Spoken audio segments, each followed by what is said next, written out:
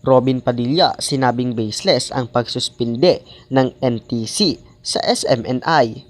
Baseless para sa aktor-senator na si Robin Padilla ang pagkasuspinde ng National Telecommunication Commission o NTC sa SMNI o Sunshine Media Network International. Sa kanyang pahayag na inilabas nitong Biyernes, December 22, sinabi niyang nakatutulong ang mga program ng SMNI sa pamahalaan. Para kay Robin ay nakakatulong ito sa anti-terrorism campaign ng pamahalaan sa pamamagitan ng pagmulat sa publiko laban sa communist propaganda at recruitment strategies. Matatandaan na sinuspindi ng NTC ang SMNI ng 30 araw. Plano rin ni Robin na formal na maghain ng resolusyon tungkol sa naturang issue kapag nagpatuloy ng muli ang Senate sessions sa January 2024. Siya kasi ang nagsisilbing chairperson ng Senate Committee on Public Information and Mass Media.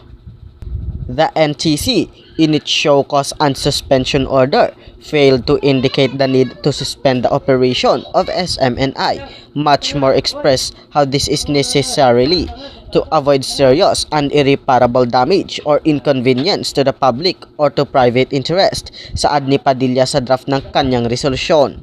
In the absence of proof and serious and irreparable damage or inconvenience to the public or private interest that may be caused by SMNI's continued operation, the general rule shall apply wherein the NTC shall have the power upon proper notice and hearing to issue a suspension order pursuant to the Public Services Act.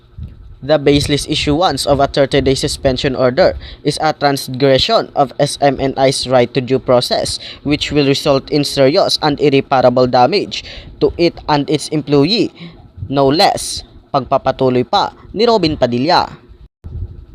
Matatandaan na noong Huwebes, December 21, pinatawan ng NTC ang SMNI ng 30-day suspension dahil sa umano'y paglabag ng network sa terms and condition ng kanilang prangkisa alinsunod sa House Resolution No. 189.